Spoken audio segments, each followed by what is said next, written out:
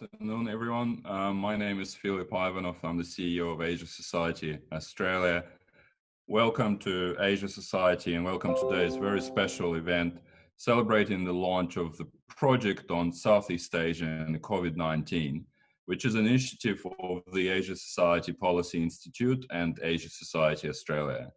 Before we begin, Asia Society acknowledges that many participants in today's event are dialing in from locations that have traditional owners and custodians. I'm speaking to you from Melbourne, from the land of Boon Wurrung and Wurundjeri peoples of the East Kulin Nation. I acknowledge the traditional owners of this land and pay my respect to their elders past, present and emerging.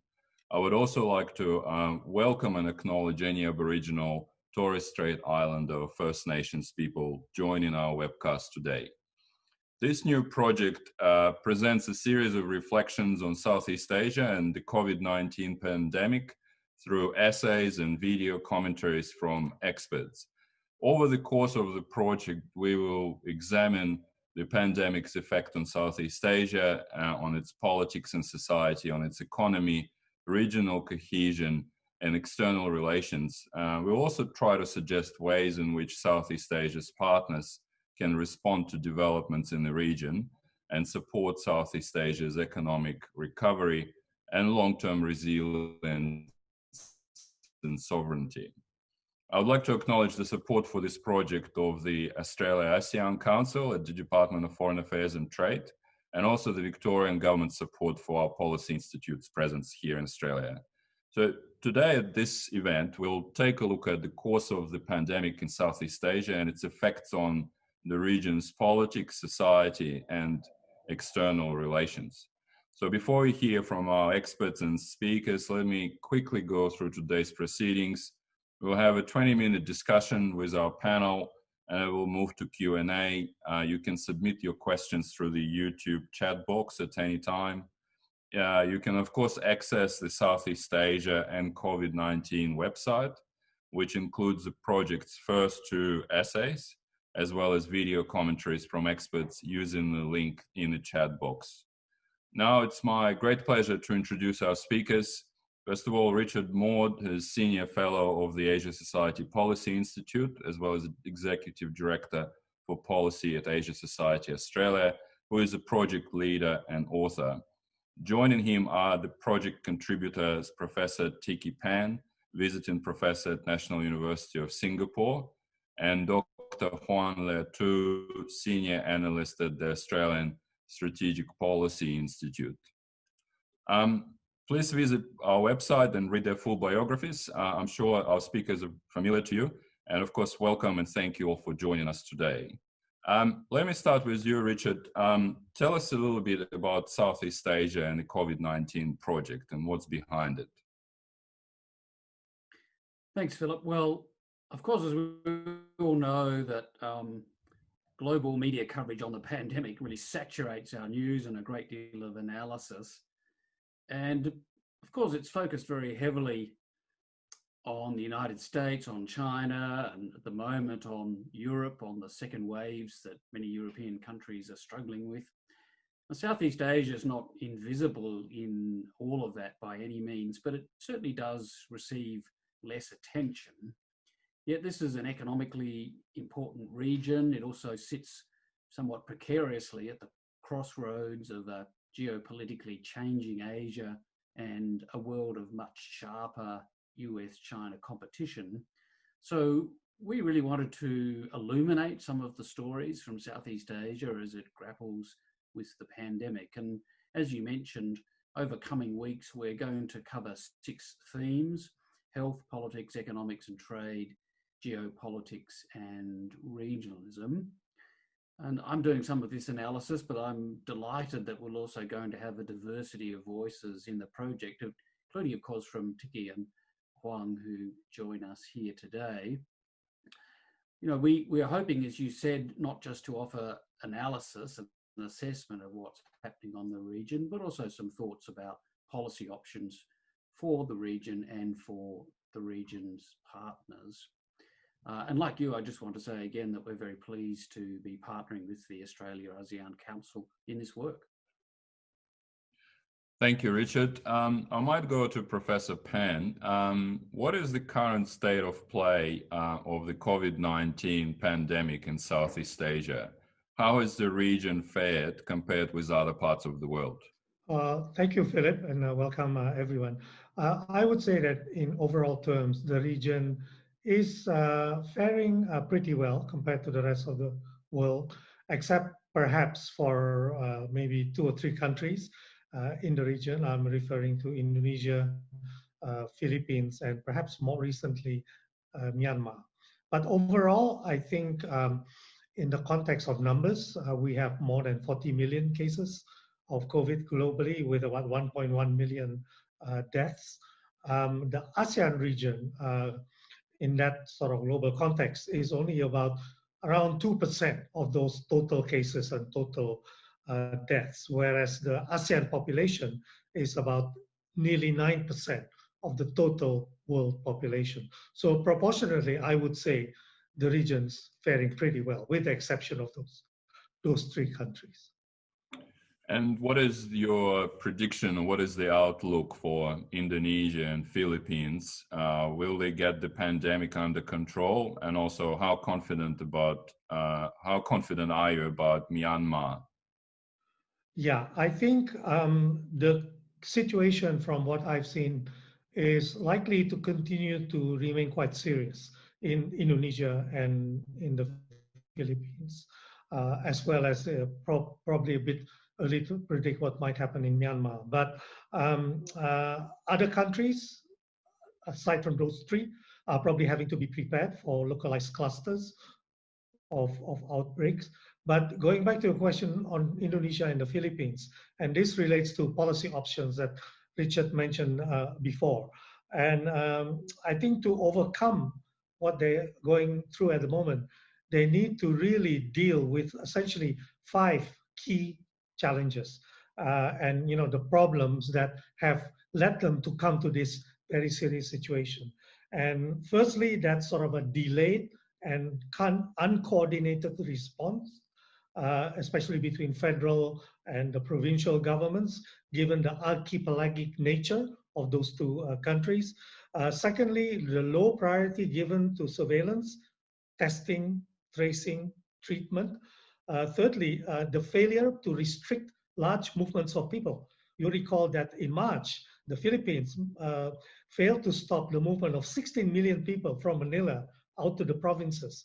And Indonesia, during the Eid holidays, once again, the movement of people, across the country to celebrate the holidays. So that's the third issue. The fourth is premature easing of restrictions, which we've seen happen in both of those countries. And finally, the lack of the ability to protect frontline health workers, which is really tragic in terms of the numbers of doctors and nurses that have died in those two countries. So those are the things that they have to overcome. They need effective policy, strong leadership in order to overcome the very serious situation at the moment.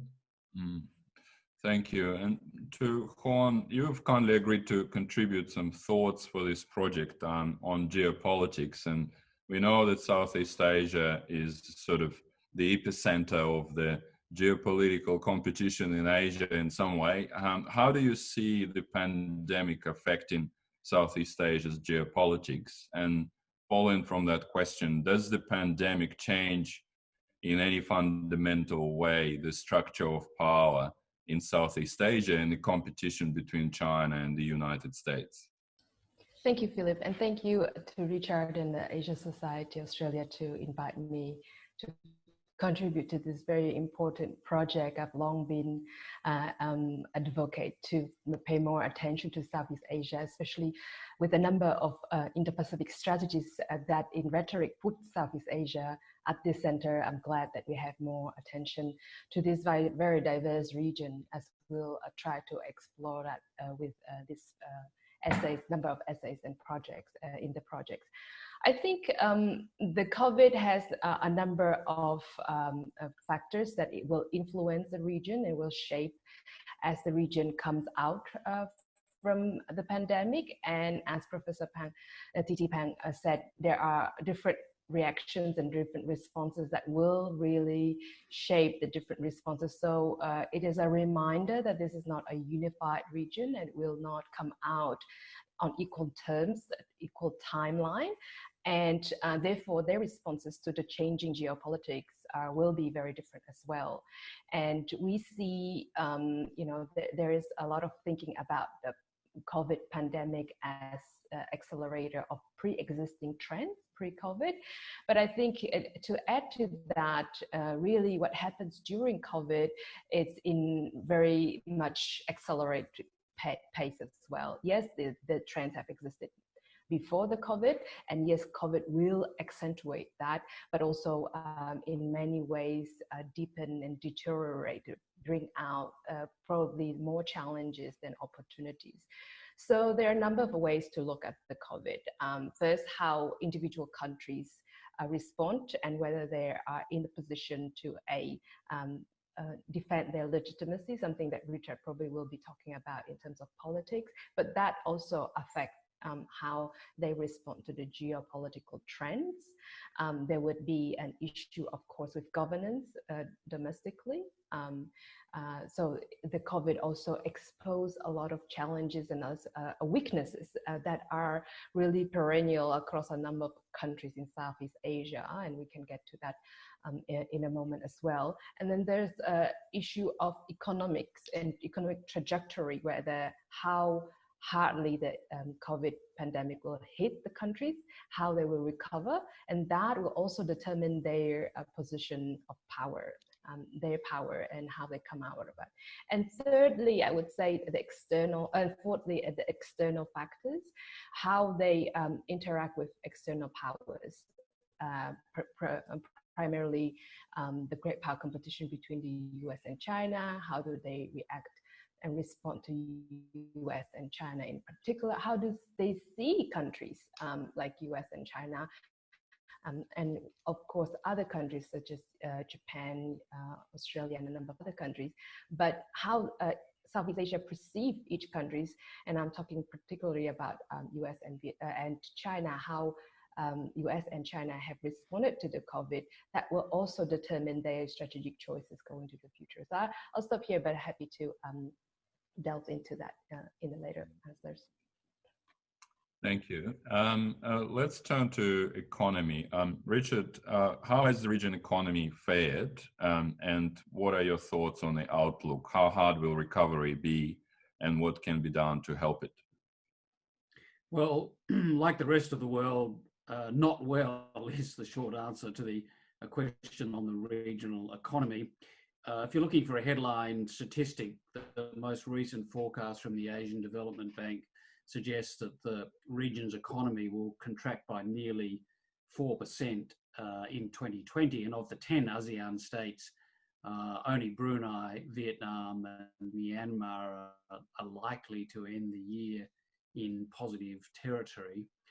And of course, that headline statistic really masks a lot of very real and serious human pain. And the region was hammered really hard in the first half of the year, especially in the second quarter, where we saw some really eye-watering declines in economic growth in most of the major Southeast Asian economies contracting by 16, 17%, for example. And really everything was just running against the region at that point, not least because of its very deep integration into East Asian supply chains and also to global markets more broadly. So it was a perfect storm.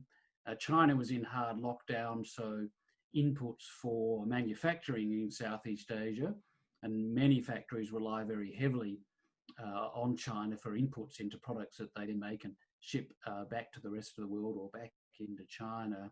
So those inputs dried up and factories slowed or stopped entirely.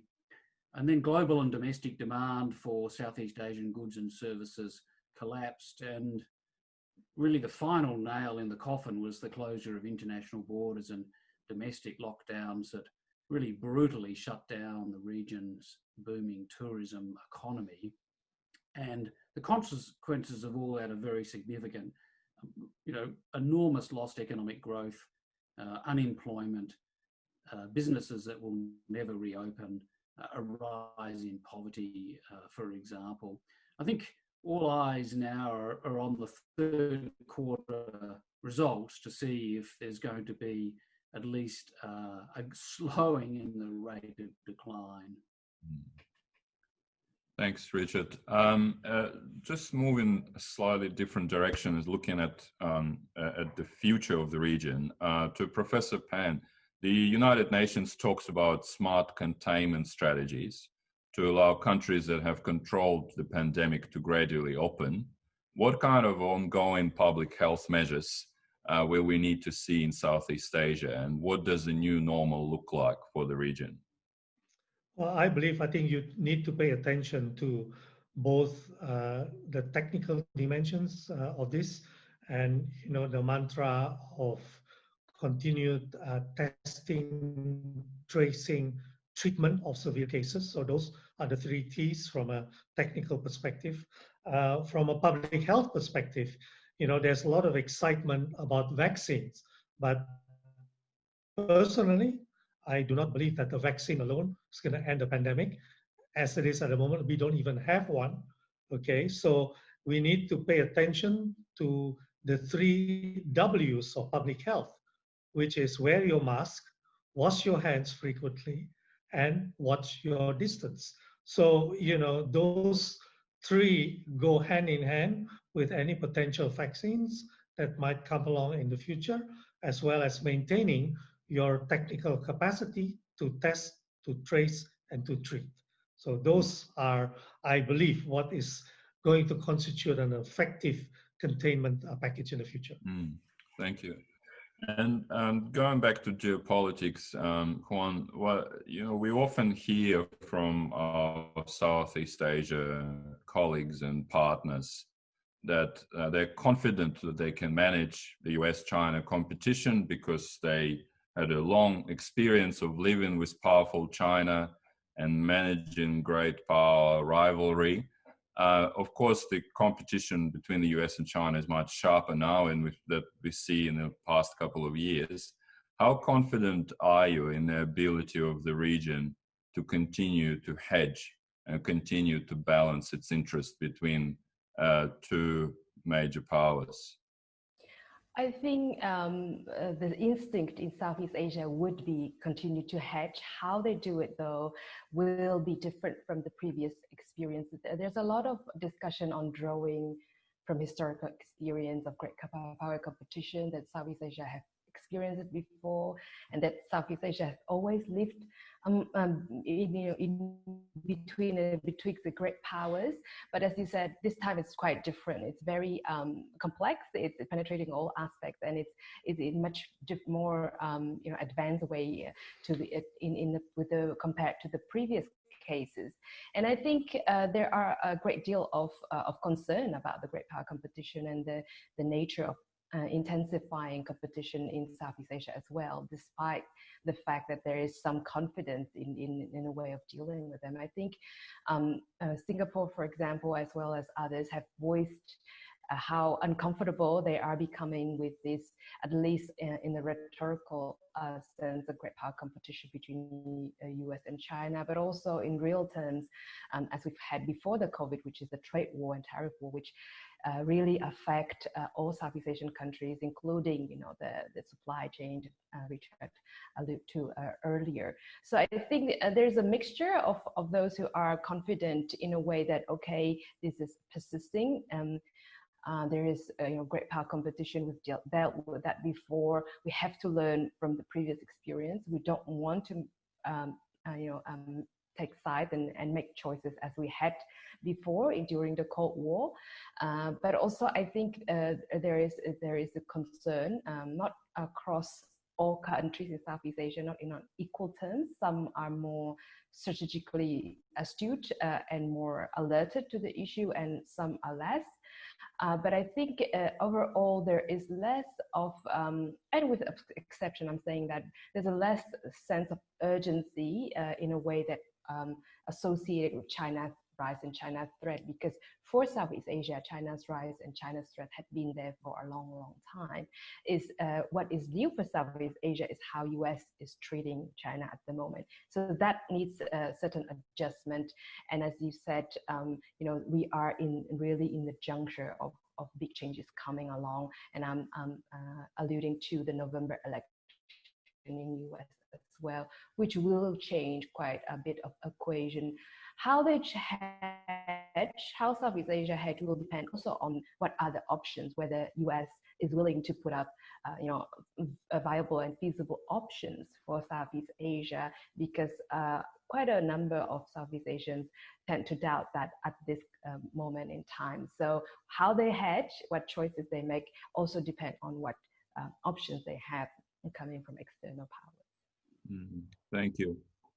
Richard, do you agree with that assessment? And also sort of quick follow-up question on that, I guess the role of the US elections and the sort of the future of US policy in Asia, how will that have an impact on Southeast Asian calculation, but also the capacity to manage the great power competition? Yeah, I think Huong has covered it well. I do think this American election is going to be very significant, and of course it's globally significant, but Southeast Asian governments are watching the result very carefully. If you look at what Southeast Asian leaders and commentators have been saying, as Huong said, they're determined not to be forced into a position where they have to choose between one or the other of the great powers. And I think even more so, the way in which the Trump administration frames its contest with China, that is increasingly in ideological terms, where you hear the Secretary of State saying that what we really face is a choice between authoritarian vision for the future and a free and democratic one.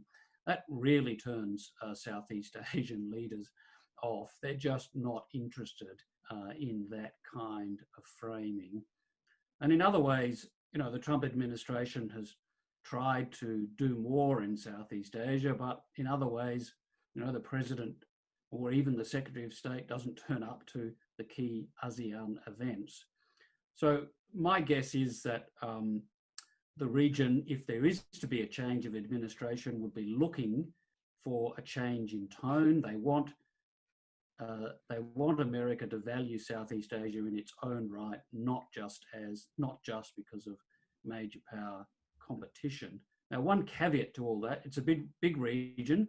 Views about America and the Trump administration are diverse, and there are at least some countries, I think I'd put Vietnam in this, who, while they might find the Trump administration hard to handle, don't want America to step back from a competitive relationship with China, from pushing back against Chinese behavior that affects others' national interest.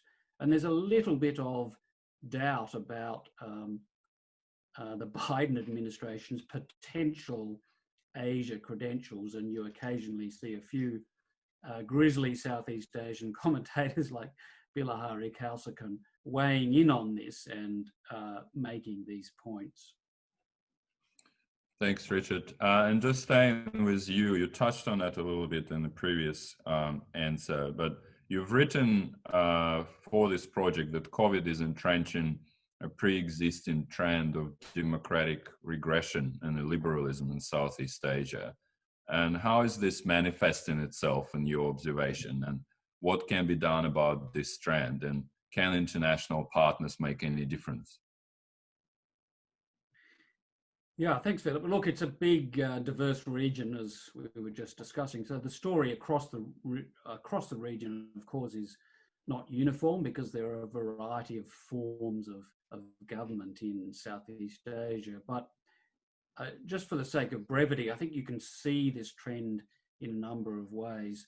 The first and most significant one is really quite significantly expanded executive powers. Now, these usually or mostly come in the form of declarations of states of emergency of one sort or another. And they're not per se bad things. In part, they're designed to give Southeast Asian governments the ability to mobilise all aspects of national resources to fight the pandemic. But the problem with them is that for illiberal or autocratic governments, they're another way of stifling political opposition, closing down space for civil society, and attacking free media. And certainly we're seeing plenty of examples of that type of behaviour. Another manifestation is in a couple of countries, notably the Philippines, but also Indonesia to some extent. We've seen the military out leading the response to the pandemic, and that hasn't been all that effective. It's tended to boost military influence at the expense of civilian administrations or civilian institutions. And certainly in the case of the Philippines, it's led to human rights abuses, or what the United Nations has called in a rather memorable phrase, toxic lockdown culture. We've seen other manifestations of this illiberalism, intolerance of ethnic minorities and also of migrant labour, for example. We've had some elections that have been postponed, notably the big local national elections in Indonesia. And elsewhere, elections which are hard enough for some countries in Southeast Asia to manage at the best of times, are even harder in a pandemic. And of course, the very important national election that we have coming up in Myanmar is an example. And some of the problems of running an election in time of a pandemic are likely to lead to more disputed or contested outcomes. Mm. Look, you noted already that democratic regression is a pre-existing trend in Southeast Asia. So this is not a dramatic shift of direction, but it simply comes on top of it, entrenches or reinforces that pre-existing trend. It's really hard for international partners to shift this. Indeed, of course, it's really hard for citizens inside Southeast Asian nations themselves to create durable change. And that's for pretty simple reasons. Southeast Asian governments usually have their hands pretty firmly on all the levers of control, and there are a few checks and balances in most of their systems. And look, we might hope, for example, that the student protests in Thailand, amazing as they are at the moment, quite extraordinary to watch, could prove an exception, but it's hard to be very confident about that. I think it's also true, as we say in the paper on this, that many of Southeast Asia's external partners in the West don't want to bring too much pressure to bear on these issues for fear of losing influence inside Southeast Asia at a time when China's power in the region is growing. Even so, I think, the space is obviously narrow, but I don't think personally it's a binary choice between doing absolutely nothing or rupturing important bilateral ties. And I think with clever and creative and confident diplomacy, there's still room for Western partners to promote their values and advocate for change without shutting the door on closer cooperation. We don't have time to go through how they might do this, but the paper on the website offers a few thoughts, and they include things like calling out illiberal behaviour, more targeted sanctions, asylum for human rights defenders or political advocates whose lives might be threatened, and making sure, and this is a really important one, that even though aid in the region has to be re-geared to meet urgent COVID priorities, wherever possible, this shouldn't come at the expense of programs that are very important in the region that go to long-term support for civil society and the building of effective and accountable institutions, trying to tackle corruption and to help Southeast Asian democracies the fledgling ones, the fragile ones, to put on credible elections. Mm. Thanks, Richard. And to Professor Pan, just staying on the question of partnerships. Well, first of all, what lessons has the region learned over the past year? And how do you assess the level of collaboration within the region, especially on the public health issues, but also in terms of external partnerships, whether it's with United States or with international organizations, Japan or Australia for that matter? How can external partners best help the region, and where do you think the collaboration is possible in this environment? Okay, thank you, Philip. On your first question about lessons learned, I think my view of this can be summarized in the acronym SAR: speed, anticipation, and preparation. And Vietnam is probably one of the best examples here. They acted very quickly, strongly, with lots of testing capacity, and they were able to anticipate potential outbreaks. In terms of the 3 key lessons learned, this was summarized very nicely by Vivian Balakrishnan, Singapore's foreign minister, who said that it relies on 3 arms of a tripod: good governance, good healthcare system, and social capital. That third one we haven't really touched upon, and that refers to populations in many countries in Southeast Asia compared to, say, Western democracies that Richard alluded to, where populations, I think, have a higher capability to accept social responsibility, to place the health of the community ahead of the health of individuals. So social capital, healthcare, and good governance. These are the 3 key lessons. Turning to your question on international cooperation, obviously, in terms of my view, it comes very much from a multilateral perspective. I worked for the WHO for many, many years, 13 years here in Geneva, and I think the contribution of external partners in sort of a neutral context of a multilateral body like the WHO is to set standards and guidelines like the international health regulations, which guides all countries in pandemic response. Secondly, their role in sharing information as a clearinghouse of reliable and timely data. And also promoting sort of the sharing of even commodities between countries, acting as a neutral promoter in that regard.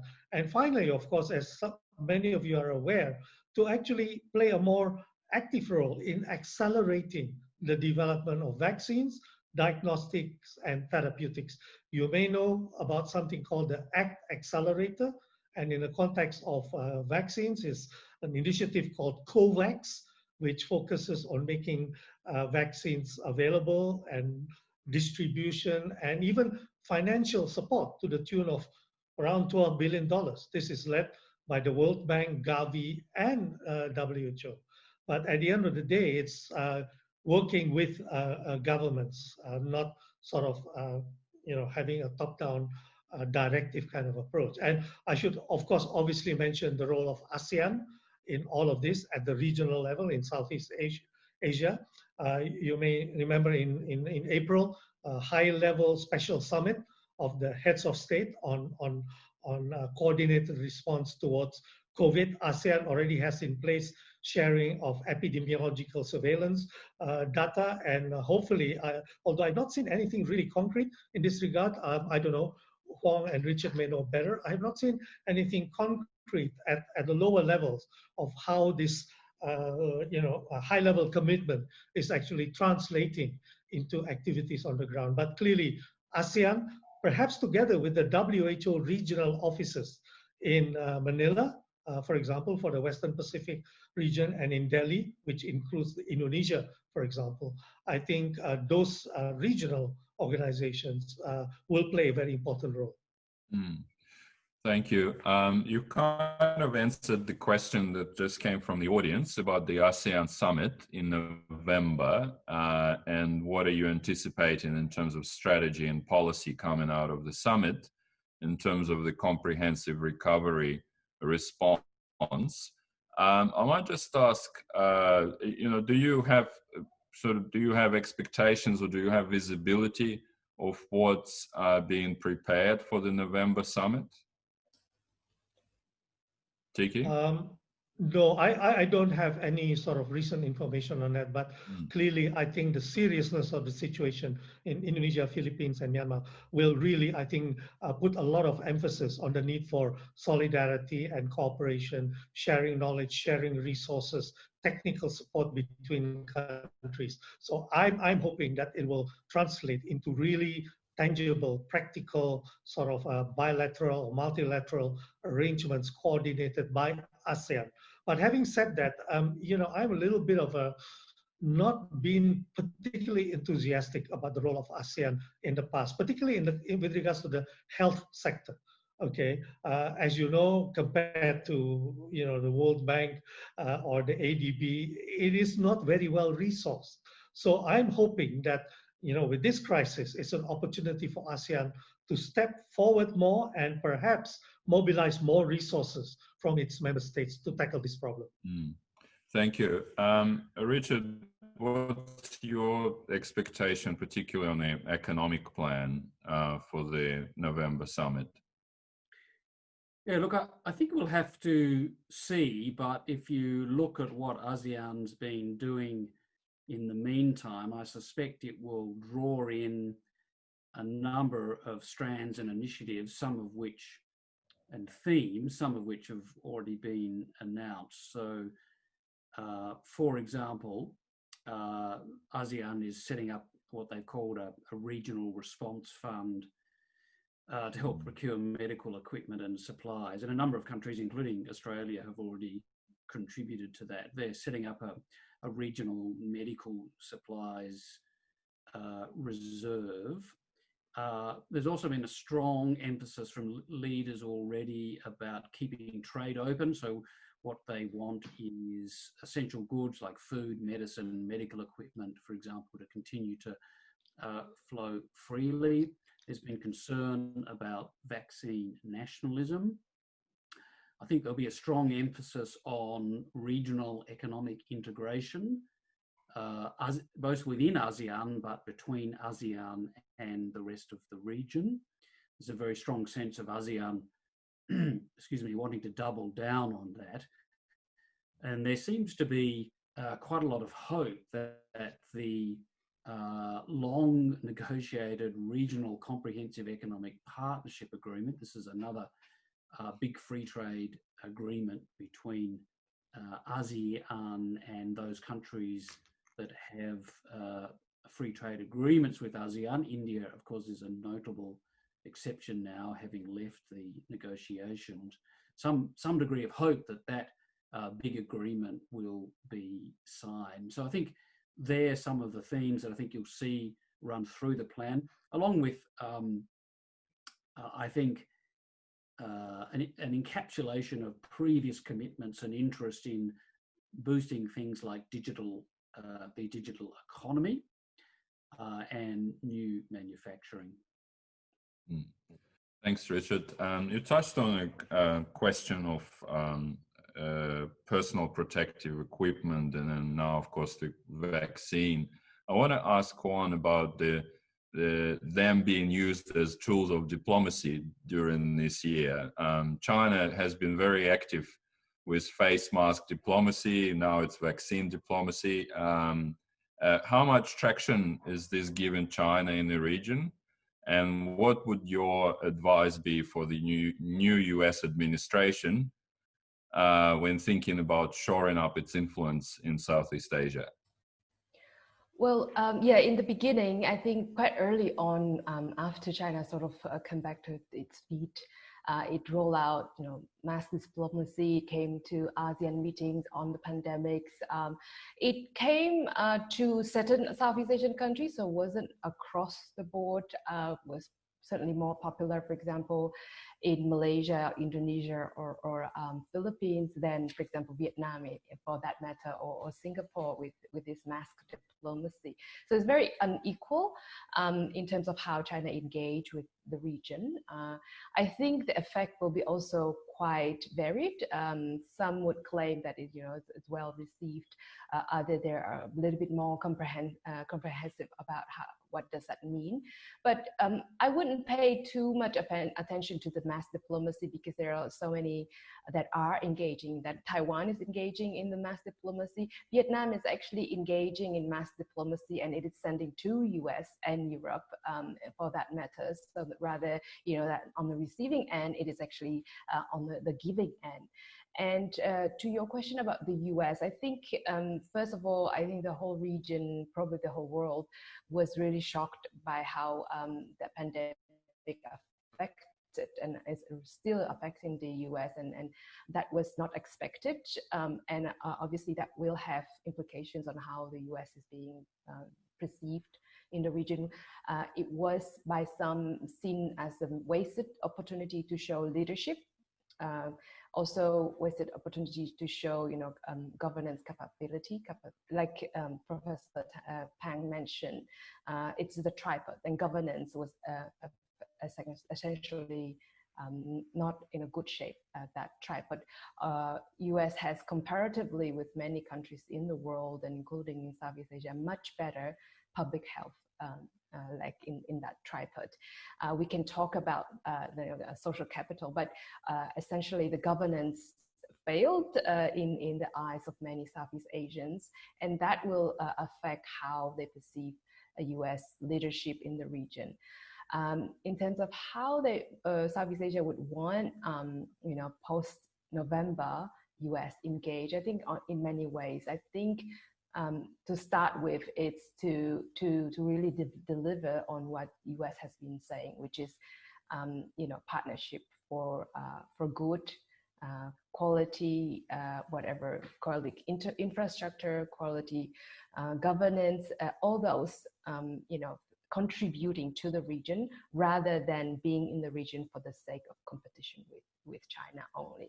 So beyond the nervousness about US-China competition, there's also a next level of nervousness, which is Southeast Asians are now worried that if US is not able to get from Southeast Asia what it wants, which is, supporting US in countering China, then it won't be interested in the regions. And so that is the biggest fear at the moment. So hopefully post-November in the US, in the Washington, the adjustment in the Asia policy will include that. It will consider that Southeast Asia is interested by all means in US presence in the region, but not only through the lenses of competition with China. Thank you.